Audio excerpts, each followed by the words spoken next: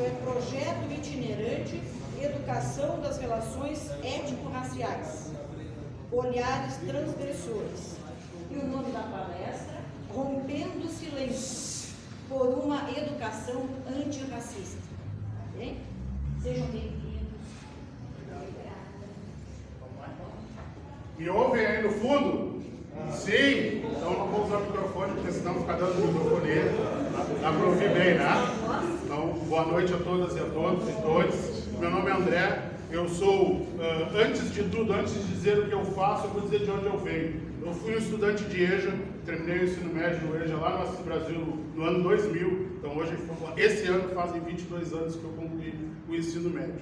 E fico muito feliz de chegar numa sala com uma quantidade expressiva de estudantes que está tentando mudar a sua vida, né? Educação é um processo de transformação de vida. Então isso para mim é um pilar básico e um princípio. Bom, de onde eu venho? Eu sou professor de Sociologia no Sul e eu e a professora Camila temos desenvolvido um projeto autônomo, que não tem vínculo institucional com ninguém, né? De discutir as relações étnico-raciais, dentre outras coisas, porque nós vivemos um cenário no Brasil como provavelmente nunca vimos na história, pelo menos não na história recente, de várias circunstâncias e situações de racismo. E eu venho estudando desde a graduação, então quando rapidinho a minha história, eu terminei o ensino médio no ano 2000 lá no Assis Brasil.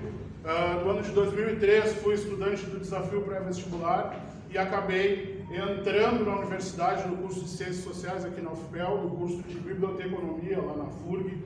Terminei o curso de Ciências Sociais na UFPEL, fui fazer mestrado e doutorado na Universidade Federal do Rio Grande do Sul. Nisso eu fiz concurso, me transformei em sociólogo, fui servidor público na Prefeitura de Porto Alegre, até que em 2015 eu fiz um concurso lá em Gravataí e entrei como professor efetivo do IFSU. Bom, o que isso muda? Bom, muda na minha vida, mas na vida de vocês provavelmente não muda nada. O que eu quero dizer para vocês é que eu sou um sujeito preto que saiu da periferia. Até ontem eu morava lá na Santa Terezinha, então provavelmente alguém me conhece aqui, né? Saí lá da Santa Terezinha, olha aí, sempre tem gente que conhece a gente, não adianta. Milene? Olha aí, viu? Eu fico velho, mas a memória não engana muito. Que bom te ver aqui, querido. Então, assim, a nossa ideia aqui é fazer uma discussão e uma conversa com vocês sobre o que é o racismo hoje. Como é que ele se inscreve na vida da gente? Como é que a gente combate? Que tipo de postura a gente tem quando nós percebemos uma manifestação racista de alguém? Não dá para esquecer que nós estamos na cidade do Rio Grande do Sul que tem a maior concentração percentual de negros neste estado, certo? Os dados censitários dão coisa em torno de 25% a 30%, a gente faz alguns levantamentos por fora da ordem de 40% a 42%. O próximo censo que está acontecendo agora vai dizer definitivamente que percentual é esse. Mas para além do percentual, é pensar, por exemplo, qual é o cenário da nossa cidade em relação às relações raciais. Para isso, eu resolvi contar um pouco de história para vocês e trazer algumas referências, porque eu tenho feito um esforço como pesquisador e como militante, esqueci de dizer isso, eu sou um militante do movimento negro muito antes de ser ou me pensar intelectual, ou me pensar alguém que escreve alguma coisa sobre questões raciais. Então, muito cedo, eu me descobri uma pessoa negra, porque a gente sabe, né? As pessoas negras que estão aqui nessa sala sabem do que eu estou falando. Muito cedo a gente se percebe negro, né? Quando a gente é racializado na escola, por causa do cabelo, por causa da cor da pele, do beiço, do nariz, do pé, da bunda, enfim. Você sabe como é que é esse processo, né? Todos nós e todas nós passamos por isso. Então, em alguma medida, essas condições físicas que nós não escolhemos, vejam bem, nenhuma pessoa escolhe a sua fenotipia, a sua aparência. Nenhum de nós escolheu ser assim. Nós nascemos assim em função das condições biológicas às quais nós estávamos submetidos. Somos filhos de pessoas brancas, pessoas negras, e isso nos condiciona biologicamente. No entanto, a partir de um determinado momento histórico, provavelmente a professora Camila vai tocar nisso, a partir de um determinado momento histórico as pessoas passaram a ser diferenciadas. E a principal diferença estava na característica biológica. E essa principal característica biológica é a cor da pele. É como nós somos vistos. Então as pessoas negras, e eu fico feliz que tem muita gente preta nessa sala, as pessoas negras que aqui estão sabem exatamente o que eu estou falando. Quando entram no mercado, quando entram numa farmácia, quando entram num órgão público, e são vistas, né, e são olhadas sempre com uma cara feia, com uma desconfiança, quando chega na parada do ônibus, principalmente os guris de boné, eu deixei de usar boné um tempo atrás porque está caindo o cabelo, então deixei de usar boné. quando a gente chega na parada do ônibus e alguém segura a bolsa, né? Quando a gente está andando na rua e vem alguém com o celular na mão e aí a pessoa segura o celular porque pensa que a gente vai roubar ela. Essas pequenas atitudes racistas para as pessoas negras são comuns, bastante comuns. E outra coisa também, se está meio extrapiada, assim, fica te olhando. Quando a aparência, né, a maneira como a gente se expressa, né, o tipo de roupa que a gente utiliza, a senhora tem razão. Então, assim, todas essas condicionantes, elas nos trazem sempre uma perspectiva negativa sobre ser negro. Eu tomei uma atitude, fiz uma opção por trazer imagens positivas de pessoas negras, para discutir e a partir daí a gente poder se olhar a partir de outro patamar. Certo? Essa é a proposta que eu trago para a discussão. Então, vou apresentar aqui para vocês, primeiro, por que a gente está aqui, por que falamos sobre o racismo. Certo? Falamos sobre racismo e antirracismo com a evidente intenção de provocar reflexões e, a partir destas, construir a crítica para que sejamos antirracistas, pratiquemos o antirracismo no nosso dia a dia. O que é ser antirracista? Alguém sabe? Alguém já ouviu esse termo? Alguém já ouviu falar em antirracismo? O que é para vocês? Pode levantar a mão e falar se quiser. Não praticar o racismo. Não praticar o racismo é uma parte do antirracismo, né? Como é que é teu nome, querido? Mateus, tens razão, é uma parte, né? Da luta contra o racismo. A outra é tomar posição sempre que nós percebemos uma manifestação racista. Tomar partido, denunciar, defender as pessoas. As pessoas brancas em geral me perguntam, André, o que eu como pessoa branca posso fazer em relação ao antirracismo? Lança a mão do teu privilégio. Quando tu vê um estudante ou uma estudante negra sendo racializada e tu é um professor ou uma professora branca e não faz nada, tu está concordando com o racismo. Quando o teu colega faz uma brincadeira com o estudante ou o estudante negro e tu não faz nada, ó fulano, para aí, só um pouquinho. Tu está discriminando essa pessoa, tu está humilhando ela. Certo? Esse é o tipo, tem que lançar a mão do nosso privilégio. Inclusive em situações complexas. Né? Quando a gente está lá no mercado e vê alguém sendo discriminado pela cor da pele. Numa loja, tem uma loja aqui em Pelotas que eu não nomeio para não correr o risco, daqui a pouco alguém trabalha lá, um dia eu preciso ir lá, mas eu não entro. Né? Porque as pessoas são caracterizadas pela sua fenotipia. Então ser antirracista significa ter um posicionamento consciente acerca do significado do racismo na nossa sociedade. Nós somos uma sociedade racializada, na qual as pessoas pretas encontram-se sempre nos piores estratos da sociedade. Eu podia encher isso aqui de dados, porque é com que eu trabalho, na verdade. Eu trabalho com análise de dados, sou sociólogo daqueles mais, como é que eu vou dizer para vocês, conservadores no sentido do tratamento dos dados. Eu podia encher isso aqui de dados, não é essa a ideia. A ideia é provocar em vocês algum tipo de reflexão. Mas toda vez que a gente abre o dado para discutir quais são as condições econômicas da sociedade brasileira, quais são as condições de emprego, quem é que está mais no presídio, quem é que teve mais dificuldade durante a pandemia para ir para a escola. Quando a gente vai fazer o recorte étnico-racial, o povo preto se encontra sempre nas piores condições. Tá? Não por acaso agora, saiu agora há pouco tempo, uma PNAD divulgando que as mulheres negras foram as primeiras a se desempregar e são as últimas a voltar ao mercado de trabalho formal. Das 33 milhões de pessoas que passam fome no Brasil hoje, aproximadamente 70% são mulheres. Das 114 milhões de pessoas que estão em insegurança alimentar, mais de 70% são negras. Isso tem que dizer alguma coisa sobre a nossa sociedade. Isso não acontece por acaso. Então, uma das condições que nos trouxe até aqui é o fato de que nós fomos o último país da América a abolir a escravidão. Tivemos quase 400 anos de exploração do trabalho escravo. Isso não acontece por acaso, gente. Nós temos 522 anos de história. Destes, 2/3, ou aproximadamente 66% deste tempo, foi de trabalho escravo, de exploração do trabalho escravo, de desumanização das pessoas pretas, porque esse é o problema. Alguém vai dizer assim, alguém que lê um pouco mais aqui pode dizer, professor, mas racismo sempre existiu, é verdade, mas não com essa característica. Aliás, a construção da raça, como nós a conhecemos hoje, é uma coisa do século XVIII, certo? Que passa a sujeitar e passa a dizer que pessoas que não são brancas são inferiores às pessoas brancas. Inclusive a ciência deu guarda para isso. Então, ser antirracista é tomar consciência desse tipo de processo. Para que no cotidiano, muita gente aqui tem filho e filha, né? Sim ou não? Muita gente tem filho e filha, pois é. A gente tem que tomar cuidado, porque nós hoje vivemos um momento de transição da sociedade brasileira. E dependendo dos rumos que nós conduzirmos na nossa sociedade, a gente vai para uma sociedade mais ou menos civilizada. E civilização significa também reconhecer a diferença no outro. Nunca matamos tantas pessoas negras, os dados estão aí que não me deixam mentir. Os últimos 15 anos tem se medido o papel da violência contra a população negra. Então, toda vez que sai lá o mapa da violência, a primeira coisa que eu, como sociólogo, vou fazer é olhar como é que está a população negra. É aquela que mais morre. Dos 60 mil mortos, aproximadamente 45 mil são negros, pretos ou pardos. As mulheres negras são as principais vítimas de violência. A cada 2 minutos no Brasil, uma mulher é agredida. A cada 7 horas, uma mulher é morta. Quando a gente abre esse dado para a questão racial, mais de 70% dessas mulheres são negras.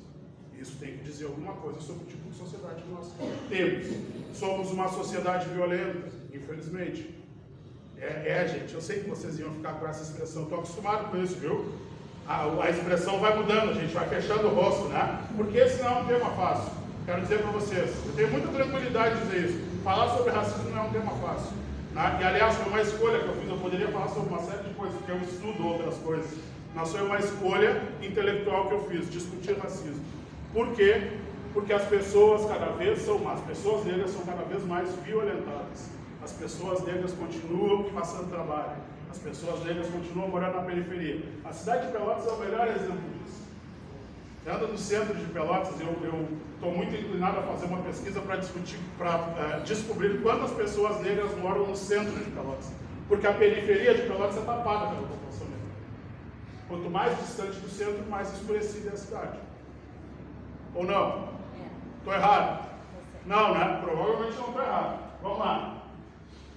Eu quero trazer, então, contando histórias de vidas importantes, vidas de pessoas negras. Essa semana, lendo algumas coisas, desde a semana passada, eu e a professora Camila estávamos lendo um material e me surgiu esse sujeito, Manuel Raimundo Quirino, um baiano, né, que é considerado provavelmente o pai da arquitetura brasileira. Ninguém conta isso na escola, na universidade, é o pai da arquitetura brasileira. Era um artista, aprendeu, ele era considerado assim, uma pessoa de capacidade intelectual muito grande, então aprendeu a desenhar, a esculpir, né, sozinho, e depois foi estudar, obviamente, porque, por sorte, vejam bem, no século XIX, ele era filho de um pai e uma mãe que se preocupavam com a educação dos filhos, e o mandaram para a escola. Né? Pensando na história desse país, vejam bem, gente, durante a pandemia, e eu acho importante trazer esse dado aqui, as crianças negras foram aquelas que menos foram à escola. E por que não foram à escola? Obviamente, a gente tinha um cenário pandêmico, mas por que não continuaram acompanhando? Porque não tinha acesso à internet, porque 40% da população brasileira não tem acesso à internet. Quando a gente faz o recorte étnico racial, nem vou trazer o dado. Porque não tinha um equipamento de qualidade, porque um computador qualquer, vendido em qualquer loja, que custava R$ 1.800 até 2019, passou a custar R$ 3.500. Né? O salário mínimo no Brasil é 1.200, e nós temos 14% da nossa população hoje que está desempregada, e mais 32%, quer dizer, somado 14%, mais os outros 18%, 19%, nós vamos a 30% de população economicamente ativa que não sabe de onde vai tirar a renda. A maioria dessas pessoas é preta. Então, como é que a gente pensa isso? Como é que a gente manda as crianças para a escola? Por isso que eu acho que esse cara, ele teve, digamos assim, muitos méritos, mas ele foi ajudado por uma conjuntura familiar que lhe permitiu estudar. E aí ele escreve uma série de livros, e é isso que eu quero mostrar para vocês. Ó. Quem é o Manuel Quirino? É tido por muitos estudiosos como um homem à frente do seu tempo. Foi o primeiro intelectual negro, lá no século XIX, a falar de forma positiva da contribuição de pretos e pretas para essa sociedade, né? Dos africanos e seus descendentes. Alguém pode dizer assim, professor, nós moramos no Brasil, nós somos mestiços, mas mesmo sendo mestiços, os pretos são aqueles que mais são prejudicados pela estrutura social brasileira. Né? Até ontem não se contava na escola, inclusive, o nosso contributo intelectual para a formação social do Brasil. Até ontem. Até ontem, inclusive, se ensinava, né, professora Camila, em história, que o Brasil foi descoberto. Até ontem se dizia que o papel dos negros na história do Brasil era mão de obra. que nós não somos capazes de abstração, a gente não é capaz de pensamento complexo, não somos capazes de cálculo matemático. E aí vem o Manuel Quirino e a sua família e provam o contrário. É um sujeito que estuda arquitetura, que estuda arte, que estuda desenho, tá? E estuda antropologia. E é o cara que vai dizer, olha, os africanos que vieram para o Brasil, eles contribuíram e muito para a formação dessa sociedade. Eles fazem com que essa sociedade seja o que é hoje. Aliás, isso uma série de pensadores falam. Na sociedade brasileira é o que é hoje do ponto de vista do trabalho. Não existiria um Brasil sem mão de obra preta. Não existiria um Brasil se os africanos não tivessem vindo para cá. Isso é fato determinante para que nós sejamos o que somos hoje. E ainda assim, as pessoas pretas que aqui estão sabem do que eu estou falando, ainda assim a gente é discriminado cotidianamente. E por que eu digo a gente, pessoal? Porque o fato de ter estudado, o fato de ter um emprego minimamente decente com uma renda razoável, não me priva de ser discriminado racialmente. Inclusive pela minha aparência. Sou um sujeito que tem algumas tatuagens, né, que vez por outra eu estou com cabelo, ou sem cabelo, que tem essa expressão aqui, então eu também sou racializado, vocês entendem o que eu estou falando? Né? Talvez eu tenha tido, não vou dizer o privilégio, mas a sorte de conseguir estudar e conseguir algum tipo de mobilidade social, mas quando eu saio na rua ali, eu sou mais um sujeito preto, igual os outros pretos que estão aqui. Às vezes até os guris levam uma vantagem, são mais bonitos que eu, né? Então, os guris são mais bonitos que eu, levam mais vantagem. Mas eu sou um sujeito preto que ando na rua, que vez por outra a brigada olha e diz assim, vamos dar um esculacho nesse negão aí também. Aí tu explica, aí tu mostra a carteira, tu mostra o crachá. Vejam bem, estou falando disso, de coisas que acontecem, que aconteceram há 2, 3 meses atrás. Acontece comigo também. Então, por isso que eu quero dizer assim, ó, quando eu vejo a história de um cara desses aqui, eu acho, pô, esse cara é um revolucionário. Porque esse cara nos coloca numa outra posição para contar a história do Brasil. Né? E esse é um esforço que eu tenho feito de dizer para as pessoas, e principalmente para as pessoas pretas, nós somos importantes para este país. Nós somos importantes para essa sociedade. Não é possível pensar a sociedade brasileira sem a mão de obra, principalmente das mulheres negras. As mulheres negras são determinantes para garantir o sustento em casa e o trabalho na rua. São determinantes. Não existe a possibilidade de pensar a realidade da sociedade brasileira sem pensar o papel das mulheres negras. A professora Camila vai falar disso daqui a pouco mais. Mas só para a gente refletir um pouquinho assim, olhem um pouquinho para o lado aí, porque para mim é uma surpresa. Olhem para o lado aí, olhem aí, façam o exercício de olhar para o lado aí, por favor. Olhem aí para o lado. Para mim é uma surpresa estar numa sala com tanta gente preta. Mas isso prova uma coisa. Primeiro, que as pessoas negras estão começando a se dar conta de que estudar é uma alternativa. Eu me dei conta disso lá no final dos anos 90.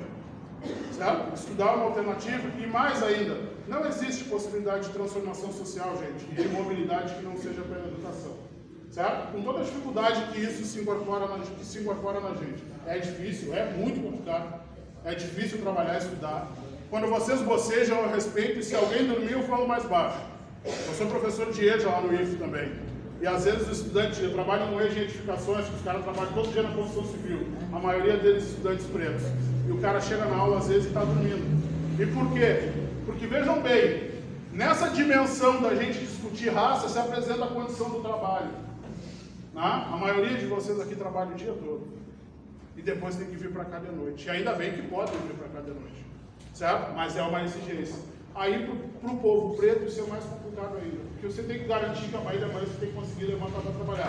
Não é isso. Quem tem emprego de carteira assinada aqui tem que garantir que amanhã tem que levantar para trabalhar, com todo o cansaço que tiver.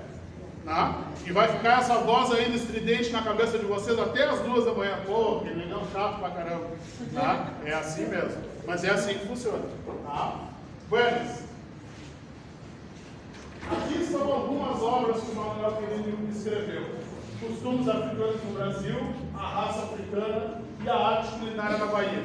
Eu fui procurar esse livro que eu queria trazer aqui em PDF, eu achei o livro, mas ele está numa versão muito pesada que eu não tinha como projetar aqui.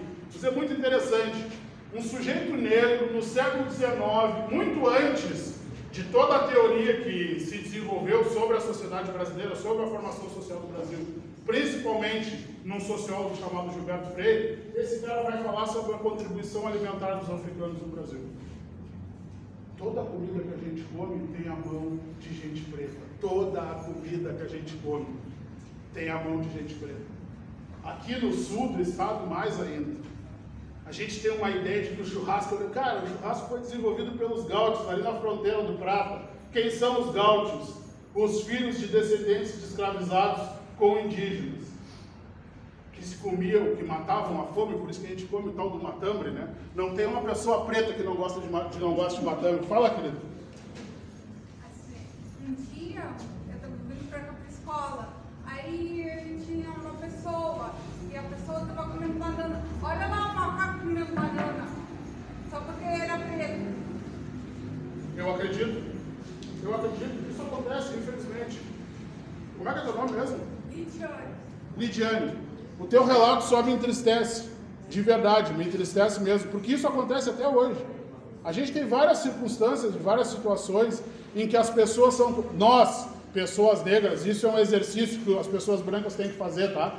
Toda vez que nos comparam a animais, nos diminuem na nossa humanidade. E mesmo que seja uma, entre aspas, brincadeira. Ai, o macaquinho, o gorilinha, o não sei o que, não. As pessoas têm nome. O primeiro ponto é esse. Alguém sempre me pergunta assim, como é que eu chamo, preto ou negro? André. É meu nome. Ah, tu quer me identificar racialmente? Pode me chamar de preto, pode me chamar de negro. Eu não tenho vergonha nenhuma disso. Mas me chama pelo nome. Parte da transição ou da transformação que a gente tem que fazer é na nossa mentalidade. Ah, professor, mas alguém, quando chama de alemão, uma pessoa de origem alemã ou descendente de alemães nunca foi racializada, como os meus ancestrais foram. Tenho certeza aqui que todas as pessoas brancas nessa sala, ou a maioria das pessoas brancas, sabem da sua origem, provavelmente no continente europeu. Ou são descendentes de alemães, de italianos, de portugueses, de franceses, do leste europeu, que nós chamamos de polacos, né? Os eslavos, os tchecos, os russos que vieram para cá. As pessoas sabem. Eu pergunto às pessoas pretas dessa sala, de onde veio a tua família no continente africano? Alguém sabe?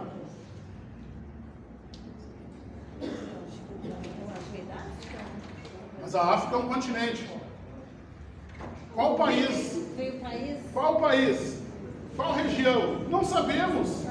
Fomos misturados lá, os nossos ancestrais foram misturados e machucados e torturados lá. Chegamos aqui, fomos misturados, machucados, torturados. As nossas religiões foram proibidas. As nossas formas de expressão artística foram proibidas. Os nossos idiomas foram proibidos. Nós tivemos que ser batizados. Tudo isso é parte de um exercício ideológico que vai fazer com que nós passemos por um processo de dominação. É isso? Ou não? Ah? Infelizmente, né? Bueno, vamos passar adiante. Aqui tem mais parte da obra do Manuel Quirino, A Bahia de Outrora, o africano como colonizador. Vejam bem, ele coloca o africano numa condição de ator importante para a sociedade brasileira. E aí fala dos artistas baianos também, numa perspectiva que eu vou chamar, como muitos intelectuais chamam, de afrocentrada, ou seja, centrada na África. Certo? Vamos ver. Vamos ver se vai sair o som.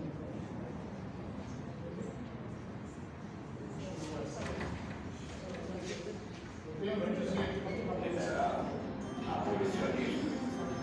A lista de iniciativas é quase infindável, mas o legado não é lembrado da mesma proporção. Assim parece ocorrer com Manuel Raimundo Quirino.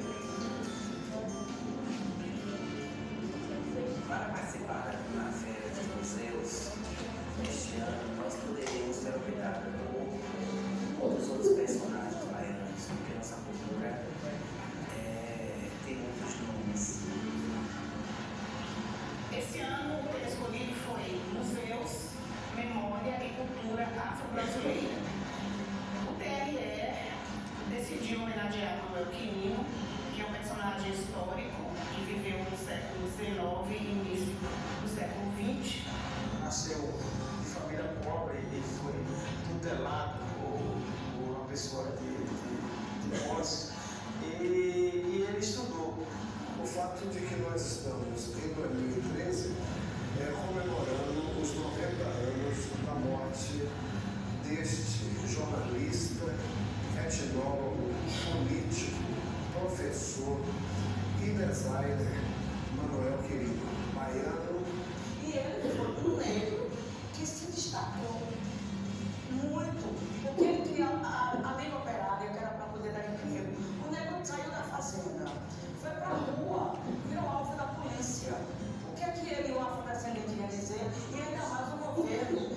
falado, proclamava o embranquecimento da população.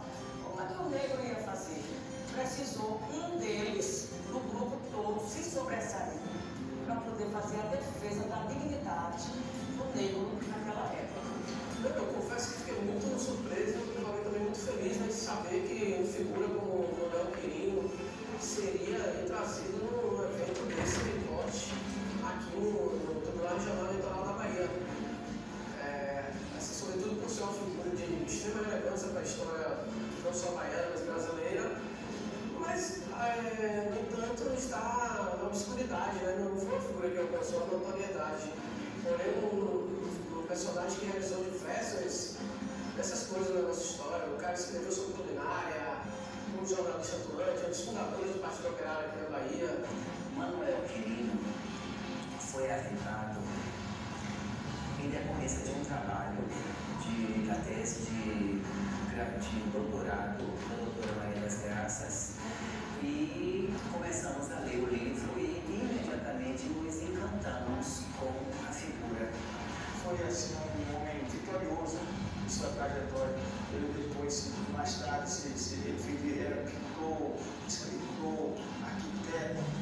Então ele conseguiu uma vitória muito grande assim, do ponto de vista da ascensão pessoal.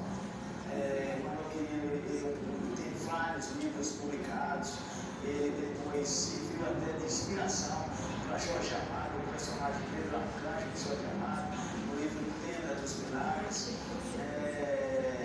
Quem leu Tenda dos Milagres vê que o Pedro Arcanjo é um homem muito inteligente. O romantismo dele, a percepção dele da importância do registro da memória cultural daquele tempo, a sua crítica quanto ao determinismo científico. Ao mesmo tempo singular e plural, uma figura simples e complexa, ele reúne, na sua figura, ele reúne a simplicidade, consegue reunir, aliar a simplicidade e a nobreza. Todo o material que lemos de todas as pessoas da nossa equipe que tiveram contato com o material de Manuel Quirino se apaixonaram pela figura de Manuel Quirino.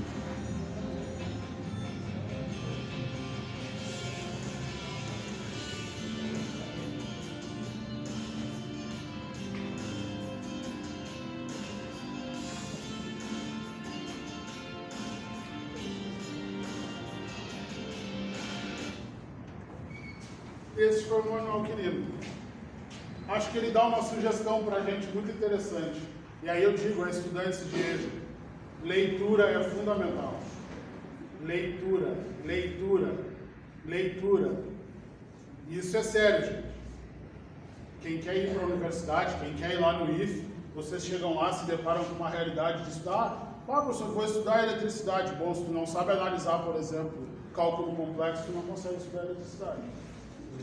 É com isso que a gente se depara lá na eletrotécnica, na eletromecânica. Para fazer isso tem que ler. Leitura. É um dos exemplos de autores que eu trago aqui, de gente que pensa, e a minha sugestão é leitura. O outro cara que eu vou trazer aqui é o Otto Dias do Nascimento.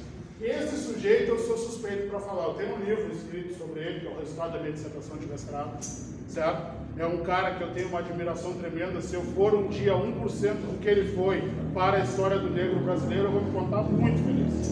Muito feliz. Mas eu não vou me deter na apresentação muito restrita dele. Só dizer que ele foi o criador de uma expressão artística fundamental para a educação brasileira, que é o Teatro Experimental do Negro. Certo? Ele nasceu no ano de 1914 e morreu no ano de 2011, que é o ano que eu defendo a dissertação, e eu fiquei muito triste porque eu não consegui entrevistá-lo pessoalmente. As informações que eu tenho dele são sempre de segunda mão, né? Ou seja, são informações indiretas, mas é um cara que tem um papel fundamental na história do movimento negro brasileiro. Primeiro, e aí pessoal preto, se liguem, é o primeiro cara que vai falar em política de cotas lá nos anos 40 do século XX, da necessidade da existência de política de cotas para que a população negra pudesse equiparar as suas condições no médio e no longo prazo com o restante da população. E isso é fundamental. Vejam bem, a política de cotas só é instituída no Brasil em 2012. Muito recentemente, a gente não conseguiu nem medir ainda o impacto da política. e já querem pensar em revisão. A gente não conseguiu medir, né? Porque você tem 2 turmas de universidade formadas desde a primeira instituição da política de cotas lá em 2012. Então não dá para medir nada, não dá para medir impacto no mercado de trabalho, não dá para medir se houve mobilidade social ou não na vida das pessoas. Né? Então acho que é importante ele, mas o Abdias vai falar dos anos 40, foi professor na Universidade do Estado de Nova York, foi deputado, foi suplente de senador, foi secretário de Educação no Estado do Rio de Janeiro, no governo do Brizola, em um dos governos do Brizola.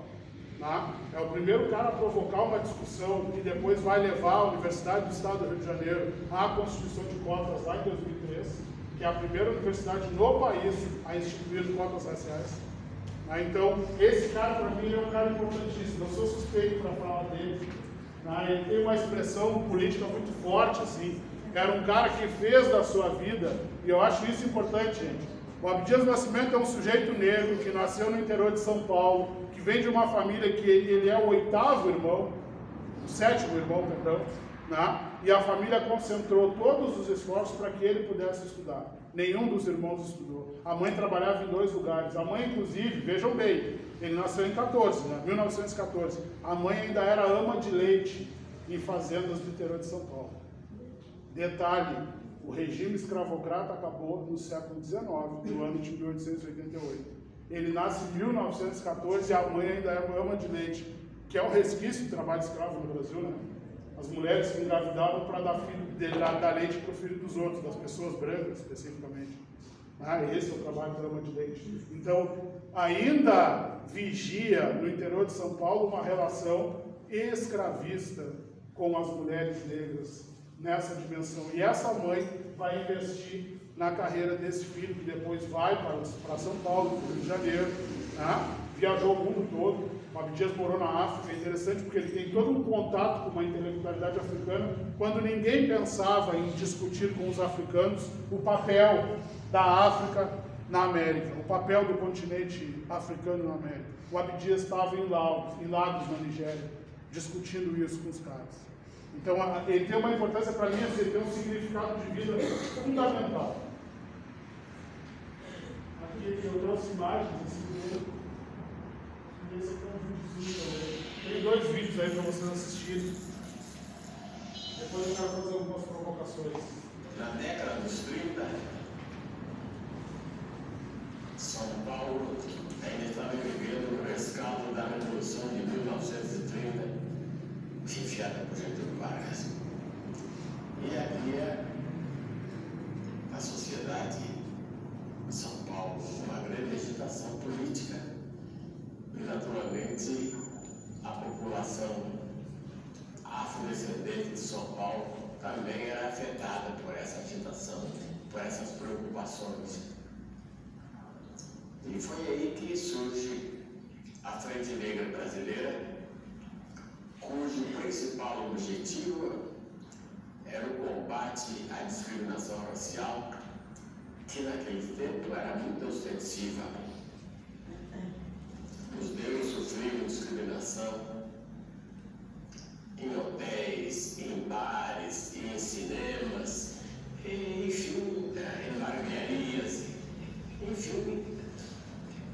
A discriminação naquele tempo lembrava muito aquele clima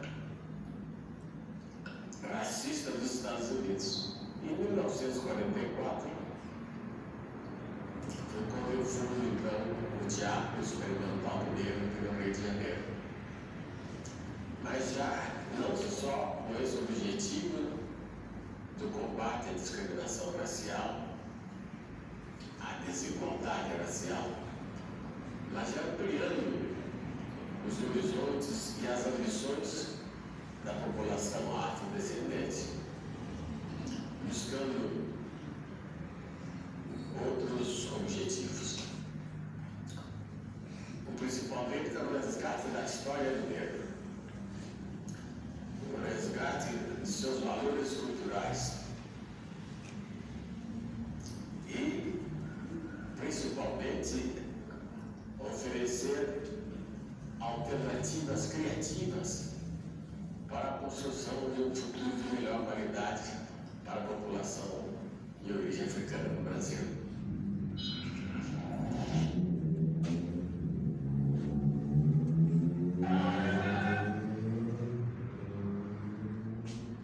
resgate da história do negro. Isso para mim é marcante. Como nós contribuímos para a formação dessa sociedade. Como os nossos ancestrais contribuíram. Nós somos a maioria da população brasileira hoje. O próximo censo vai dizer isso. Vai bater perto de 60% da população. Certo? Bom, como é que nós somos vistos? Como é que nós somos recebidos pela sociedade brasileira até hoje? Oi? Por favor. Assim, se tu entra na loja, eu entro na loja, eles te cuidando. Menina pode ser cuidando.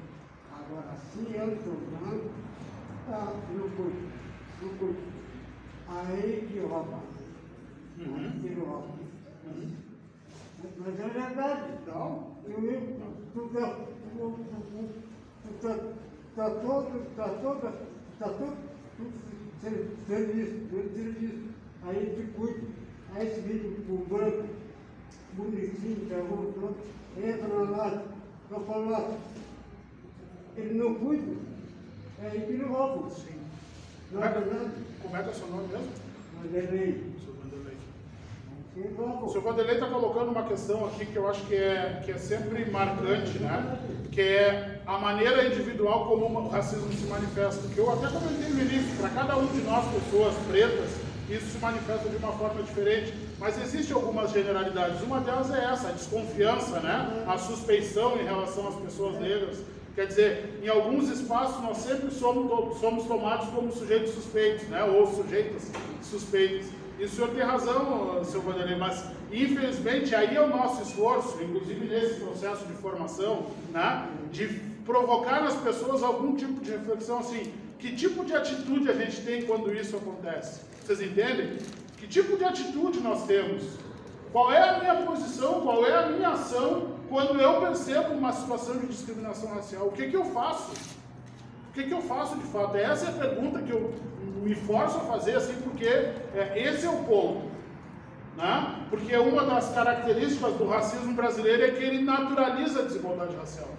É como se fosse comum pessoas negras serem discriminadas e está tudo bem. Não tá, gente. Não tá. Esse é o ponto. Aqui tem me parece assim, a gente tem que riscar uma linha no chão e dizer assim, não, a gente não aceita mais isso. Porque vejam bem, aí eu digo para as pessoas brancas dessa sala, nós só mudaremos a perspectiva e seremos uma sociedade de fato evoluída quando nós rompermos com os ciclos do racismo. E para isso as pessoas brancas são fundamentais. Porque são as pessoas brancas que têm acesso ao poder. São as pessoas brancas que ainda têm as melhores condições econômicas. Não existe possibilidade de transformação sem que as pessoas brancas se incorporem no processo antirracista, na transformação da desigualdade racial. Certo? Buenas, eu vou passar um outro videozinho aqui.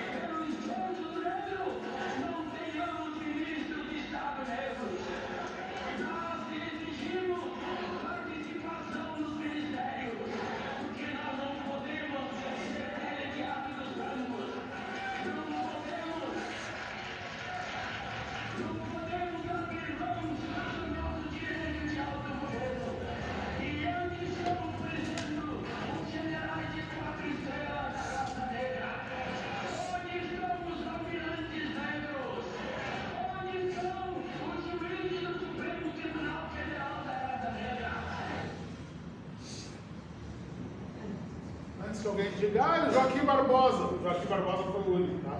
Só para lembrar. Antes que alguém diga, não, mas Joaquim Barbosa foi ministro do STF. É verdade.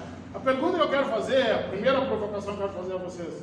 O ano que vem esse vídeo faz 40 anos. Essa intervenção do Abdias numa Semana da Consciência Negra em São Paulo, quando ele era deputado federal. Certo? Faz 40 anos. Mudou o que de lá para cá? Esse ano faz 39 anos. O que mudou?